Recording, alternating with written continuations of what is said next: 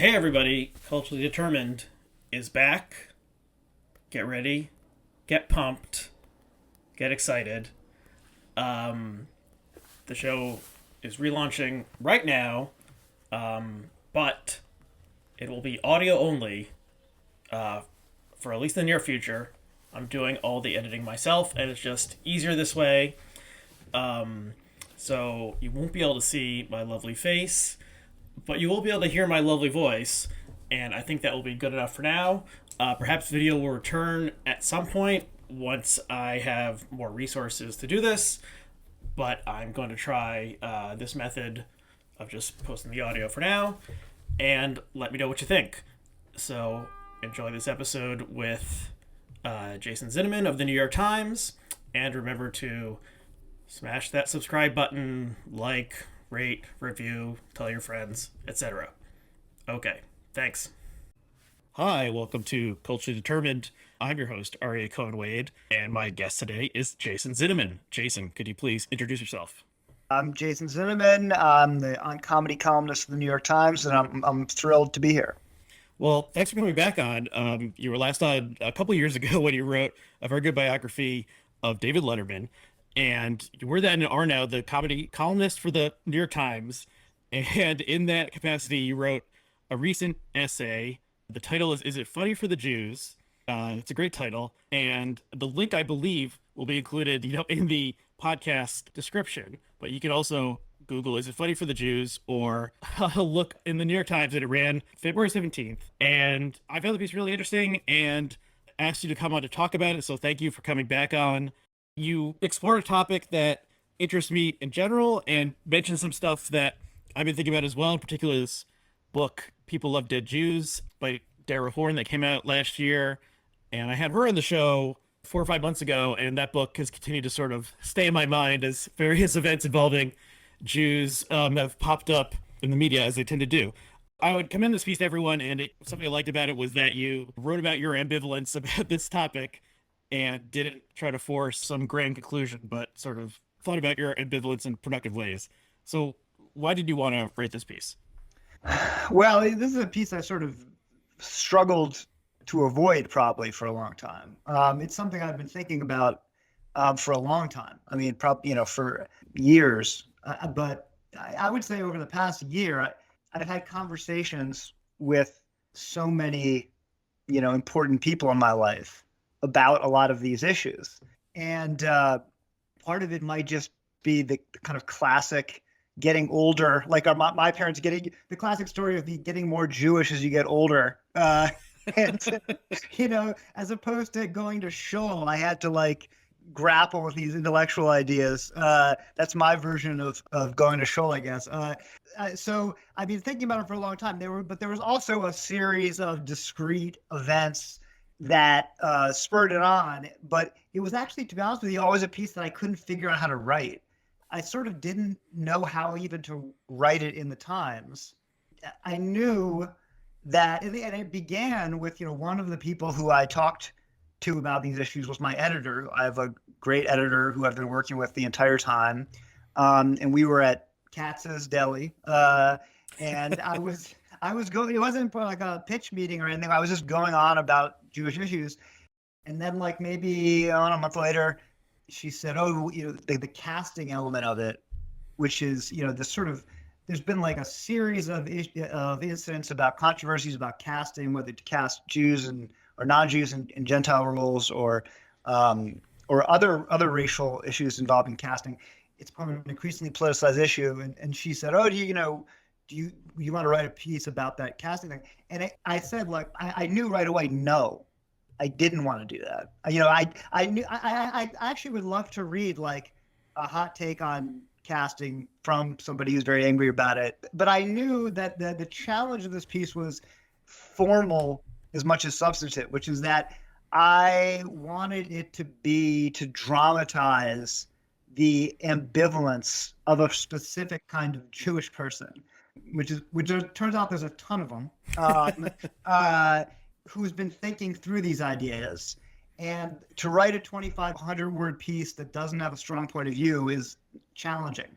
I do think there's an arc in this piece. I do change my opinion, but it's not a dramatic arc. And Hmm. there is, I'm sort of arguing with myself in it. I think of the incredible amount of response I got, one of the more gratifying, somebody called it Talmudic, which I which I enjoyed. But I thought that I don't see it the same way Dara Horn does. Although reading her book was also really eye opening, and was a key moment, inspiring me to rethink some of the things I thought. But I think part of her power in her book is she's less ambivalent, and also part of the power is that like I'm coming at the end of the day, I realize that I'm in the perfect position to write the piece because I'm the comedy. A lot of really fascinating issues, political and otherwise, can be discussed through the prism of comedy better than anywhere else. And I'm coming at it from the point of view of like a kind of culture vulture who is, my work is of course political in the way that anybody's work is political. I'm Hmm. interested in political issues, but my kind of primary bias is towards great art. So the casting thing particularly, it's like I come at it from the point of view that like I think anyone can play anyone to a point, but then when you actually have to drill down on the question, do you actually believe that? Does it actually matter with when a Gentile plays a Jew or what? And then you have to ask yourself tough questions. You realize, well, no, not always. I mean, sometimes it does matter. Um, and I actually think, and I'll just, again, I think that most people, whether it comes to this or it comes to appropriation or it becomes to um, how you think about respond to anti-Semitism in works of art, most people aren't on one side of this cultural war angry divide, and most of the media writing on this doesn't reflect that. And I think part of that is that it's just not as fun to read, honestly. Um, but you don't want to be, and I worried this piece would be wishy-washy and it would come off as, but the truth is that like the world is complex and criticism should reflect that. So, to sum up, I guess the story had been percolating for a while. Once I was offered this piece to do by casting, I said no, but there's this broader piece about which casting's a part of it, but also is about, Jewish comedy, the legacy of Jewish comedy, and how I've been thinking increasingly about anti-Semitism and the seriousness with which Jews take anti-Semitism, particularly Jews who are, like I say, culture vulture Jews like myself, and the stories we do and don't tell about that. Anyways, I'll shut up now and let you respond. Yeah, well, there's a lot there to respond to. I mean, I am also pretty ambivalent about the stuff in terms of casting, and I guess Sarah Silverman maybe was the one who sort of sparked this current iteration of the conversation where I don't know, she was a show or a podcast or something, but she was talking about how very often Jewish characters in TV and movies are not played by Jewish actors, and in particular, Jewish women characters are not played by Jewish actresses. And Marvelous Mrs. Maisel is maybe one of the more prominent ones. But there's many other examples, and then it seems like Jewish men were able to enter playing themselves earlier than Jewish women were, and so there's a sort of a I don't know, and there's an angle there that is interesting, but I am hesitant to be the type of person who's saying only, only person of Group X can play character from Group X, and I don't think you mentioned this in the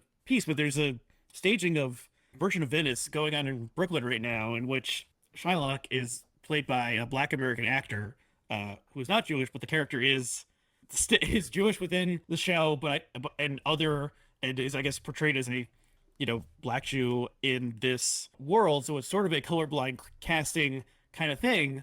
But once again, it's sort of like, well, the role is not going to a Jewish actor, and maybe Al Pacino was given the most famous Shylock, or maybe the most prominent. I don't know if it was any good or not, but of the past It couple was decades, and of it course, was great. It was the best. Al Pacino had the best, my favorite Shylock of the past that I've seen. right. And And he's, I mean, Shylock is an Italian Jew, so Al Pacino's Italian. But anyway, there's this side argument in Dara Horn's book. One of her essays is the anti-Semitic aspect of Merchant of Venice like too easily glossed over by critics, both Jewish and Gentile, who want to ignore the ugliness and don't want to say that Shakespeare, the great, humanist writer, might have just been an anti-Semite himself. So there's a lot there, but you start the piece with an anecdote that is a little unusual, I thought, and it's related to Caroline or change. So can you just recount that anecdote and say why you Yeah, started that with was a that? major clarifying moment that I knew I had to write the piece, which was so Carolina Change is one of the greatest musicals of the last 25 years, maybe the greatest. Tony Kushner wrote it, and it's kind of loosely based on his childhood. It's set in 1963, and it's about a relationship between a 8-year-old Jewish boy and his African American nanny and their family. And the climactic scene at the end, and these are two people that have a very complex relationship that I think is ultimately warm and loving. The kid certainly has a lot of respect for her, but he has this moment of, there's a whole elaborate plot about it, but he has this moment where he says this ugly thing to her. He gets angry, he loses temper. He's an 8-year-old kid, and he says this racist thing to her, and then she responds with an anti-Semitic thing to him. She says, I'm paraphrasing, but all Jews go to hell. We'll go to hell. And then they both kind of regret it. But interestingly, it's funny, interesting in the current climate, they don't tell anybody, which I think is key. It's the opposite of calling out. No one's wrote about this, but it's sort of a brief for not calling out. Like, he doesn't tell his parents what happened. She sings this great song about her regret of what she said, and also is not like doesn't go back and apologize. It's anyways. The point is, what was striking to me is I saw this show 20 years ago, and then I see the revival with my daughter. And when the boy said the racist thing, the audience was dead silent. And when she said the anti-Semitic thing, there was really loud chuckles, laughter. And I was completely baffled. My first reaction is like, this is not what the production wants, clearly. That's not what I was like, felt for the actors. That's not I knew what was coming next. This was not what you wanted. Mm-hmm. And I thought to myself, well, what's going on here? Why is that reaction? Where is that reaction coming from? And I can't say conclusively, but first of all, I asked a lot of people. This was not unusual. This happened before. I even talked to Mark Harris, who's Tony Kushner's husband, and to see like if this was something that happened. It didn't only happen this way. Sometimes there was silence, both times there was chuckles. And then the woman who played Caroline gave an interview for NPR where she said she was disturbed by this. And by the way, I do think the reception of that was different by critics now than was back 20 years ago, which is also notable.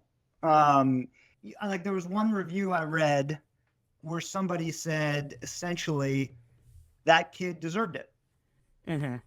which also really disturbed me. This is a 8-year-old boy, less than 2 decades after the Holocaust, almost certainly has relatives who died in the Holocaust. How do we take that? What is that? So that was sort of the kicking off point of my piece, and that led into, and made me think about something also, just how easily Jewish comedians and myself and Jews in my life sort of laugh off anti-Semitism, joke about it. It also, when the Chappelle special came out, highly controversial for all kinds of reasons. I heard, obviously most famously on trans issues. There was a lot of criticism of sexism in the special. There was a whole joke about space Jews. Not only did very few people complain about that joke, but as soon as it came out, I remember seeing Brian Koppelman on Twitter, who's the showrunner of Billions. Who's a Jewish showrunner, I assume. His first reaction was, can I option space? Hey, Dave Chappelle, can I option space Jews? And I'm not calling out Brian Koppelman. I'm not saying I was wrong. I was saying I recognize that response. That is the response of a culture Jew that I'm talking about, which is to joke and laugh about it. There is another tradition, which is the kind of Anti-Defamation League tradition of being very alert to anti-Semitism and on guard against it, which has always been around, and also is one that when I did some self-examination, I've always had kind of a certain contempt for that. And to the extent that the piece has a kind of arc, it is that I learned to have, I don't have that anymore. There's that's necessary in a way, but because the question I'm trying to ask myself is that, all right, we have this glorious legacy of Jewish comedy, both culturally, but also personally. It's how I can bond with so many other Jewish people of different kinds is through our sense of, laughing at dark things, making fun. Jewish people, it's interesting. Our idea about stereotypes and their danger, I think, is different. So I started to ask, well, what's the dark side what's the downside of this, of not trying to be too serious? And that was, that was a key starting off point for this piece. Mm-hmm. Yeah. Okay. So there's some people who are laughing at this line that is not intended to be comic, as I understand you, about the Jews. All the Jews are going to go to hell, and then they were not laughing at the preceding line that the Jewish boy says to the African American servant, which is something like, "I hope all the black people get blown up by church bombs," or something along those lines. And so you think when this was staged, because this is a revival, this was staged 20 years ago, no one would have laughed at the second one? I mean, the thing that's changed, obviously, in the past, dating to about the middle of 2015, is, anti-Semitism either is risen or its salience has become more noticeable as various politicians played to or toyed around with anti-Semitism and encouraged or at least tacitly approved anti-Semitism in some of their followers. And this is mainly appeared on the right, but also on the left, I would say, especially over the things related to the Israeli-Palestinian conflict.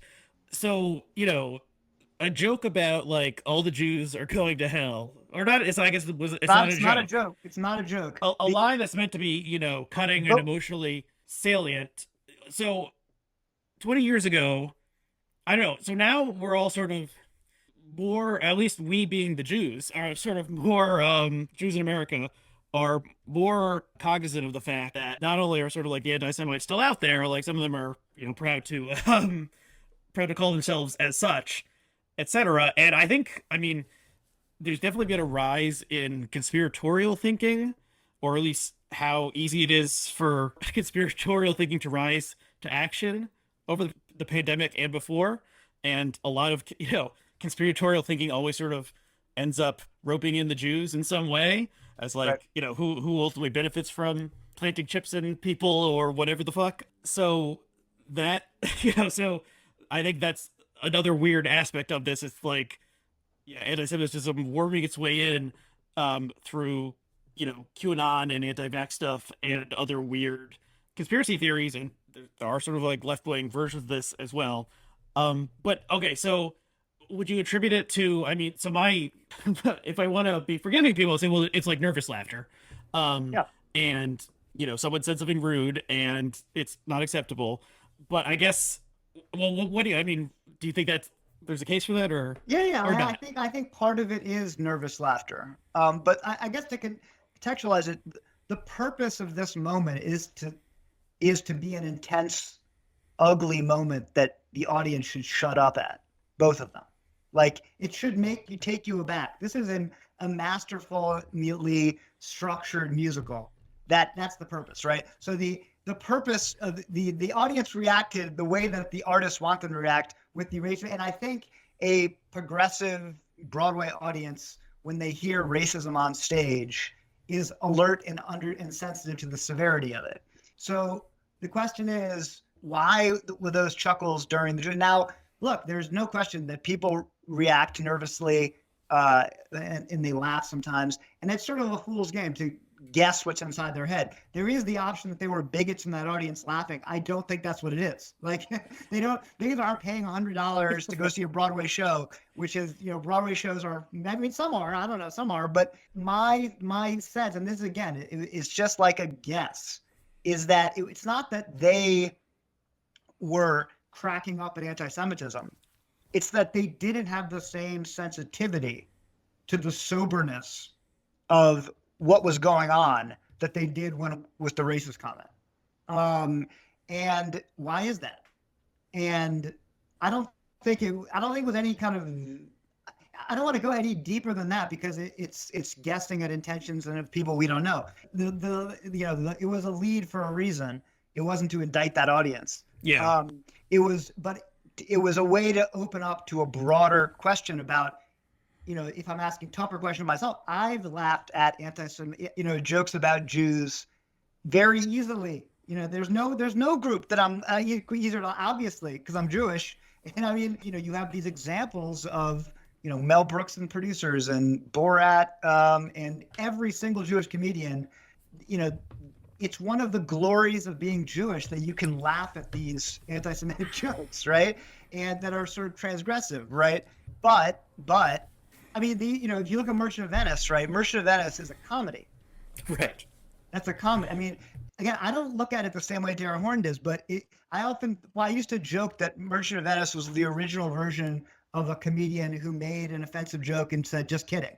I mean, Shakespeare basically like made this clownishly anti-Semitic portrait of a Jewish person for a Gentile audience exclusively, one in which the Jewish stereotype gets his comeuppance at the end. It's almost impossible to imagine the audience not cheering and laughing at the humiliation of the Jewish person at the end. Right. What's offensive about Merchant of Venice is not that there's some slurs in it. What's offensive is that the whole construct of the play is built around this like anti-Semitic revenge fantasy. But it's also that there's all sorts of problematic aspects in Shakespeare's plays because he wrote it 40 years ago, right? They're also incredible. They're the greatest plays we have, right? I don't want to cancel Merchant of Venice. I don't want to toss it aside. And I don't think a sophisticated understanding of it is that it's actually, not only is it not only anti-Semitic, but it's less anti-Semitic than a lot of other works from the time. I mean, I don't agree that Shakespeare, as with the idea that I grew up with, which is that Shakespeare transcended the anti-Semitism of time because, and the evidence being with Merchant, the "hath not a Jew" speech. Because if you look closely at that speech, it's a speech that all that "hath not a Jew" thing is not some airy-fairy plea for multiculturalism and sensitivity.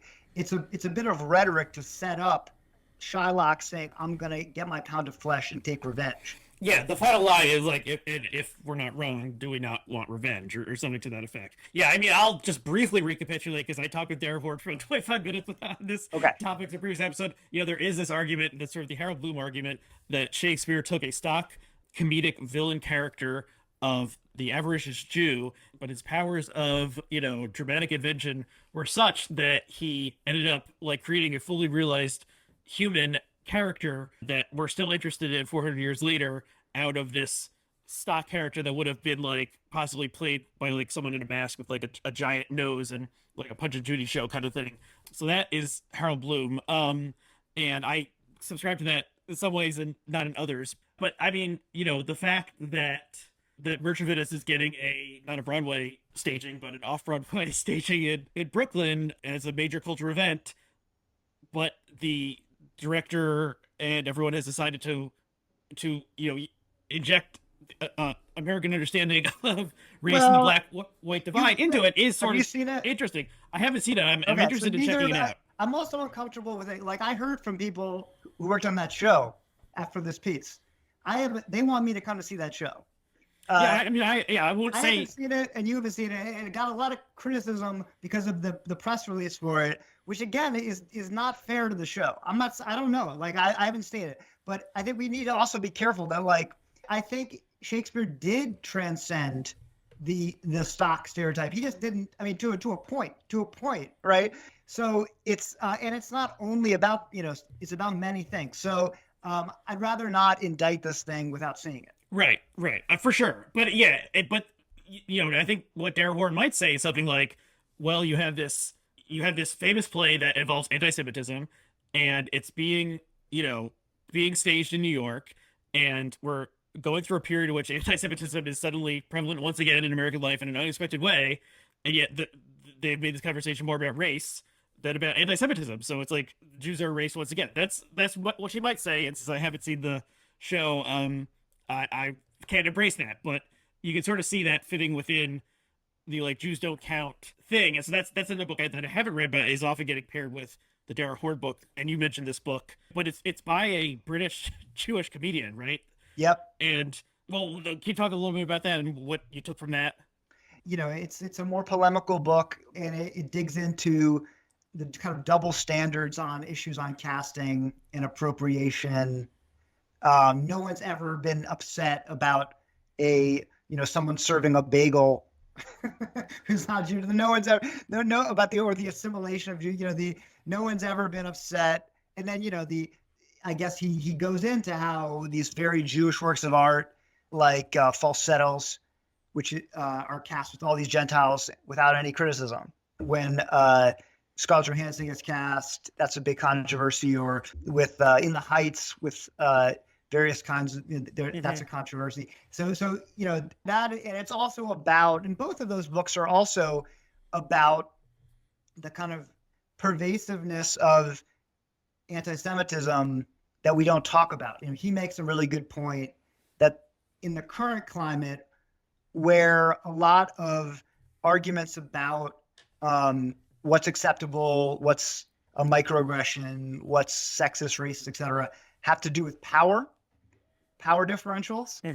The problem with the Jews have is that the bigot imagines them to be both high status, running the banks, running Hollywood, etc., and low status, rats, vermin, etc. So that sort of, in his mind, kind of confuses people and makes them it makes them think of anti-Semitism isn't as bad a thing. And it is true that the way anti-Semitism operates in Hollywood is very different and has been very different than racism. And in part, and Jews have a long history of running studios, being in positions of power at networks. But at the same time, that's not the same thing as saying there hasn't been this long shadow of anti-Semitism. Some of it internalized, a lot of it internalized by other Jews in power, that has hurt and impeded Jewish careers. So that's his. He makes a lot of interesting points. It's a narrower book than Darrell Horn's book, I think, and little less reported, but they are of a similar. It struck me reading both of them that there's something in the air here. Yeah. And just, here's a thought, and maybe this is too glib, but if, let's say that a theater company decided in 2022 that they're going to put on Othello, but they're going to do a twist where, the Othello himself is going to be a white Jew and all the other characters going to be black, well, like set it in an African country or something, like there would probably be like a huge uproar about this, and it probably wouldn't happen, for probably good reasons. And whereas, casting a black actor, and this is not new because he's played this role before, like maybe he was more in like a summer stock kind of thing, but the same actor played the role like 30 years ago.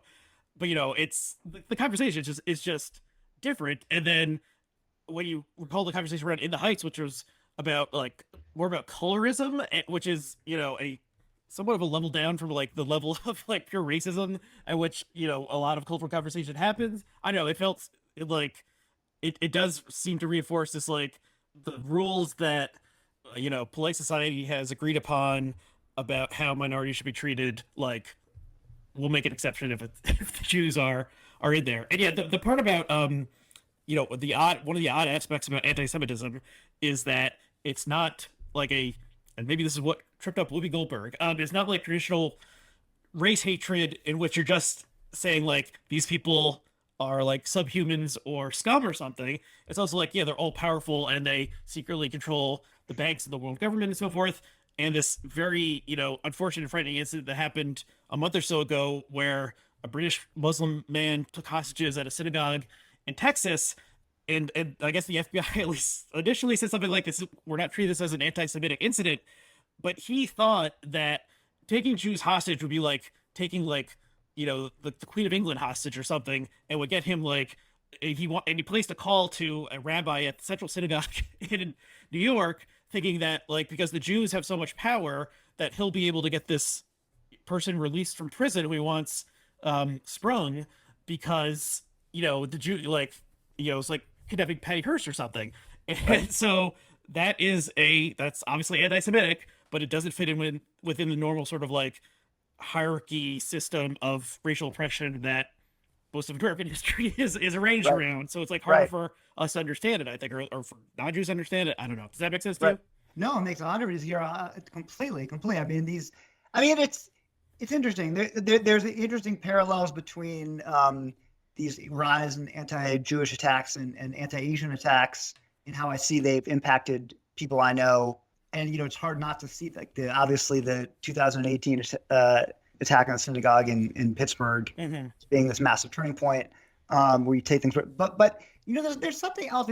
I think one thing that I've really learned in the response to this piece, which has frankly surprised me a bit, how overwhelming the amount of people who've written me, amount of Jews who've written me, um, to tell stories about anti-Semitism, have made me think there's something else different between these things, which is that I think there's well, I don't know if it's different, but I do know that there's a lot of Jews who have been bottling up a lot of these stories. A lot Yeah. of Jews who think that it's not that big a deal, that there's worse problems in the world, like me. I really, honestly, I say this in the piece. I do not think my life has been defined or impeded by anti-Semitism at all. It's kind of hard for me to admit that, but I that's how I feel. That's how I've always felt. And if anything, it's been helpful. But then once I actually sat down and thought about my life, I actually sat down and made a list of all the anti-Semitic incidents in my life. It's a long list. It's a Uh-huh. really long list. Some of which I've told people and they're like shocked by or disturbed by, and I don't think are bad at all, right? And I realized, I'm also there's generational differences there. There's all sorts of reasons for this. But I started to think, well, this is really interesting that I have this whole list, obviously from being a little kid, not to mention like the reason I'm in here in this country at all, of course, has to do with, relatives who aren't that far away fleeing the Holocaust. Mm-hmm. But in my life, from a little kid to, high school, story, college, to, the horror of being Jewish online, right? There's all these stories, none of which I consider, until I really started thinking hard about this, particularly, meaningful to phase me. And I started, well, why not? And am I complicit in something? And that's what I feel. That has definitely hit, what I've heard in the feedback that I've heard a lot of other people saying this happened to me, this happened to me, this happened to me, and maybe they have told a lot of other people about it. My impression is no. My impression is that there's a lot of, rationalization, denial, trying not to play the victim. There's a lot of this, and I'm not sure that's, some of that is useful, but a lot of it isn't. Yeah, it's vexing and difficult, and maybe for the post World War II, post Holocaust Americans were probably thought, well, this isn't the Holocaust. Like that, the worst thing that could possibly happen in the 20th century happened, and the Jews were the primary victims, and like so. If someone says a slur or something, well, shake it off like, this is America, blah blah. So that's one way to do it, and that's certainly not, perhaps not centering victimhood is a conscious or unconscious decision, but maybe has led to various, cultural traits in American Jews that are helpful. I don't know exactly. I mean, I'm thinking about the incident that happened at the very beginning of Philip Roth's career, where he wrote some short stories that were gaining traction, and I think one in particular involved a Jewish, like takes place at like training camp in the military, and there's a shirker, and he's Jewish, and he's trying to get out of like doing the compulsory tasks and duties and so forth, and the sergeant or whatever is also Jewish, and at first he sort of like lets him slide or something because they're like, we're both Jews, come on, and then he realizes this guy is taking advantage of him, and like the equivalent of Abe Foxman or whoever of that day like wrote wrote a letter to young Philip Roth saying like, you're gonna bring a second Holocaust onto us, so like you're doing Hitler's work. And this was like a radicalized moment in his career, and he fictionalized this in The Ghostwriter. And yeah, and so I think the rebellion against that being like, no, we don't need to sugarcoat it. Like, I wrote a story about a fictional Jew who was a bad person. Jews are real people, they could be bad people too, and if you depict them a Jew doing something bad like shirking military duty, then you can't tell me like I can't do that. And so that sort of became the reigning attitude, I guess, in some way, at least in comedy. Like you get to pick these things and laugh at them, and Seinfeld and Larry David, are making fun of themselves and various Jewish foibles. I don't know, but it's something like shifting now, where that sort of the rabbi whoever who wrote to Philip Roth in the 50s maybe would have get a little more of a hearing today than you would have 20 years ago. Well, I think, look, my inclination I roll my eyes at Abe Foxman, I roll my eyes at that rabbi, and I think that, but I think that voice is important and is worth thinking about.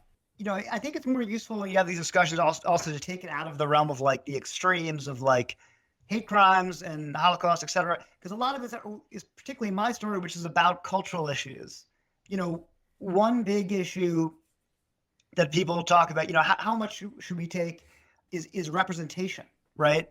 And that's something we sort of everybody agrees on, that like diversity and representation, that's a good thing. Wow, why is it a good thing? Well, if we have the first female president, that would expand the horizons of for girls everywhere. For my daughters can see that. That seems like a clear thing. We could even if you don't like Hillary Clinton or you don't like whoever and the same thing, in TV shows, if you could see an Indian comedian in a way that you couldn't before, that expands the horizons.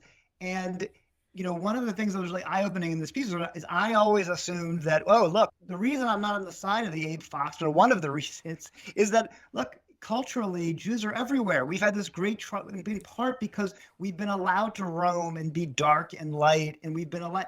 And so, of course, like what are we complaining about? We've been. But then I actually thought about it, my childhood, and I also read this another book I mentioned, this Jeremy Dower book, which points out that in the 80s, essentially from 78 to really 80, 87 with 30 something, but 89 really. And a statistic that blew my mind, and a lot of people who read the piece also this, that there were no main characters on primetime television. This is back when primetime television really meant something. That was culture for a kid. There was no internet. There was, I wasn't seeing R-rated movies. There was no streaming. Forget that. All of culture was, so that meant there were no Jews. Now, this is a time when there was Black representation that you saw in the highest levels, right? On the Cosby Show and different, there wasn't every kind, but there was some, right? Mm-hmm. And then when there was some Jewish representation, it was only this one kind, which was the Jewish male stand-up comic with, generally speaking, Gentile love interest. Mm-hmm. So there was no Jewish women all through the 80s, and no Jewish couples. That's actually, in a lot of ways, really hit me hard. I was like, is that right? I never saw. Now, granted, there was, in movies there was and there were certainly Jews represented, Woody Allen and Albert Brooks, et cetera, but I wasn't seeing that as a kid. Now, if we're to accept the fact that it mattered that there was the only Indian character that an American Indian kid saw was Apu, shouldn't this matter? And is this idea that Jews have been everywhere? And then, of course, you say, you go back farther, it's farther in time, and you say that even the Jews who were there, I do think it's actually the Jewish men and Jewish women are a completely different story. And even today, there's a lot of Jewish actresses people have no idea are Jewish, like Scarlett Johansson. The aforementioned Scarlett Johansson, yeah. Yeah, or Rachel Weisz. That also was interesting to me. That was really that shook me, because I was like, oh, that's not how that made me reevaluate my own life story. That combined with this thing about like looking at these, what we now call microaggressions, and what we get, like, all right, what? And I also thought, I thought of this one story. This was a story, an example of something where I didn't think was anti-Semitic at all, but I've told people, and they've been there, which was that, so there was no Jews until, I think there was 30 something. And then around this time, Northern Exposure came out. Do you remember that show? Mm-hmm. So there was a guy named Fleischman, Jewish guy, who moved to Alaska. Uh-huh. And he had some, he was a doctor. And I love that show. And he was one of the only Jewish characters on television who in a drama, right? Along with the guy from 30 something. So I went to college in Chicago, and it was the first time that I'd, in my dorm, there were a lot of people who'd never met Jews before. Hmm. People from there was one girl from Quincy, Illinois, who I was the first Jew she ever met. And as soon as she met me, I got along great with her. I was like psyched that some girl was talking to me, right? But she called me Fleischman, and that whole year, she called me Fleischman, right? Uh-huh. Because that was the only Jew she knew. Was it what was it a Jewish actor? Who Yeah, was the yeah, lead in yeah. that? Rob Morrow. Okay, yeah, I do remember that. Yeah, I vaguely remember the show. I was a little too young for it, but And yeah. some people, when I tell that story, they're like, "I'm sorry," and I'm like, I really was. She was only in good spirit. It didn't mean anything bad, and what it did tell me is culture matters. Like it mattered that she had this one Jewish character, Hmm. or so few Jewish characters, particularly, and it mattered that we're such a tiny. It reminded me that we're a tiny population, and there are plenty of people in this country who don't have much exposure to us. This is true. Here's a side note. Do you remember the show Brooklyn Bridge that was on? I think maybe only in one season in like Uh, 1991 or two. I know of it, but I don't. I didn't watch it. Okay, yeah, I think it seems to not have ever made it onto DVD or streaming or anything, so it's sort of lost in time. But that was, I mean, it was a sort of like Wonder Years, but set in Brooklyn with a Jewish family. And I can't remember if it took place before or after World War II, but they lived in Brooklyn, and it very much was sort of like a family drama of, that probably was teaching lessons, for the whole family kind of thing. But I remember really enjoying it as a kid, and yeah, I was probably like 8 or 9, but also in that one, the love interest is a little redheaded Catholic girl, who lives across the street, and so once again, he's a male like 9-year-old boy is sort of the main character, and the mother must have been Jewish. But I don't remember what the parents were like and all, but sort of the main plot line was the Jewish kid with a crush on the Gentile girl. There was a turning point that was sort of like late '80s and Seinfeld, and then a semi-forgotten Richard Lewis sitcom, and Harry Met Sally also, and it did, Jackie yeah. Mason, Chicken Soup, and if you read the press from back then, it's startling. If you read like the mainstream media coverage of it, it's like, oh my God, this is crazy risk the networks are doing. They're putting these Jews on TV, and then they have quotes from them saying, "Well, this is not going to be too Jewish. It's not going to. It's the, it was a really big deal in a way that's kind of hard for us to imagine now." And I guess it is a long time ago, but for me, it's right at it's puberty. It's right at the heart of my childhood, and it's interesting. I mean, I'm grateful that now you have Amy Schumer and the one from Broad City, and Jenny Slate. You have more examples of Jewish women in culture now. Things have improved. It's worth Yeah. also pointing that out. Yeah.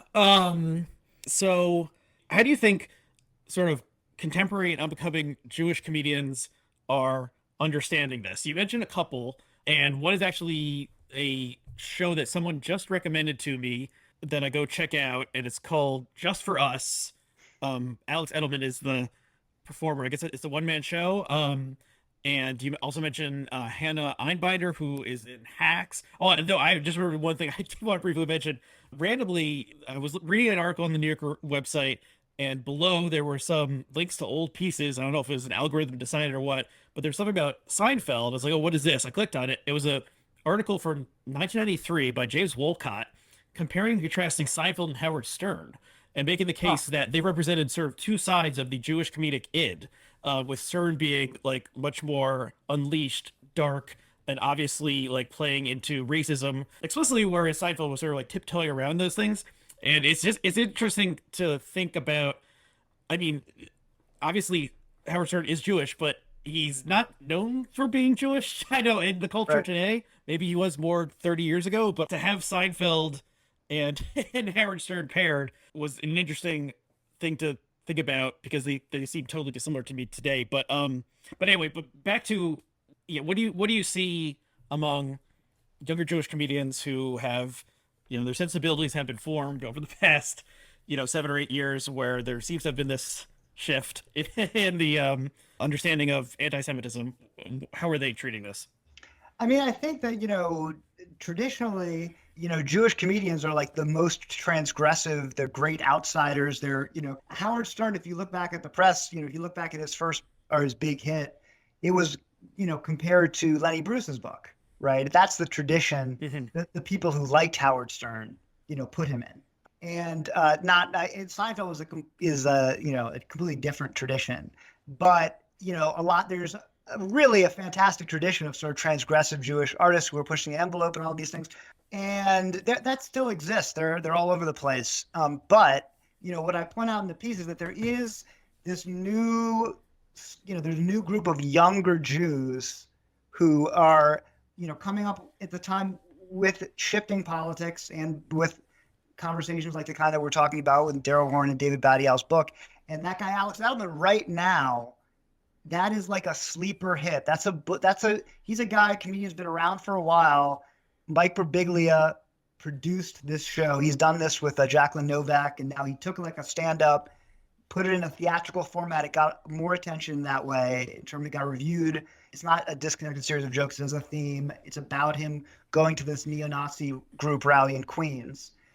And the number of people who aren't interested in comedy who've mentioned it to me just in the last couple of weeks is evidence that this is kind of broken through from comedy. Mhm. And I think that one of the things it's speaking to is that it's in the tradition of Jewish comedians, but it takes anti-Semitism very seriously. It's very pessimistic. He talks to these.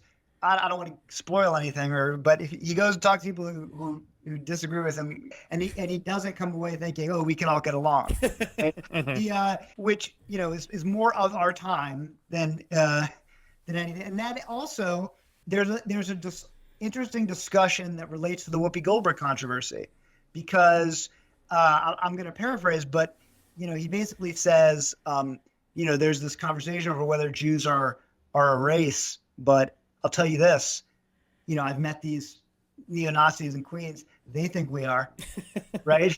If Whoopi Goldberg had seen this show, she wouldn't have made that mistake. So I think it's very much a show of the zeitgeist. And then turns out Hannah Einbinder is his girlfriend, which so they have. She's another, and she's the daughter of Lorraine Newman, and she's both at Hackspin has been touring a show, which is, I'm sure she'll have her first stand-up special soon. She's, and yeah, she's also, I would say, more earnestly Jewish in a kind of religious sense, not just in like a cultural sense. Mm-hmm. Than a lot. And just today I got an email from somebody who said, I couldn't believe, a comedian who invited me to this monthly Jewish stand-up show. He said, I can't believe in New York there's no regular Jewish stand-up show. We're starting one at the Stand Comedy Club, and it's only Jews, right? That's another thing. It's like no one even questioned that. Like, of course, there's Asian stand-ups. There's all kinds of. Did we need a Jewish stand-up? The joke would be like every show is a Jewish stand-up, right? But now there's a shift going on, and I think to some degree, my piece is part of thinking through that. I've been influenced by those artists as well. Mm-hmm.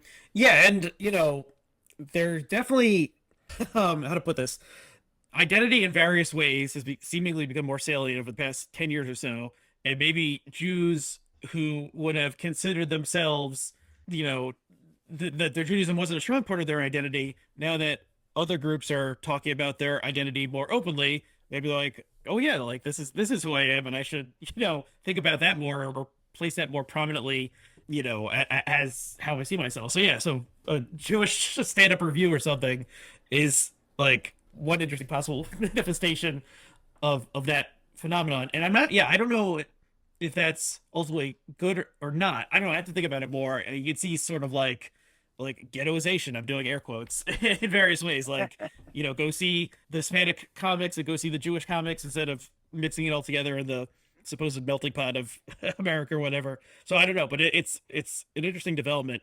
I'm not sure if I have any other questions. I think we've covered the ground fairly well, but if somehow people haven't read the piece after listening to this, they should still check it out, because you do, especially the closing anecdote you tell is very interesting, and we'll just tease that there. It involves a typo, I guess. But a very momentous typo that ended up having strong ramifications in your life. So people should check out the piece.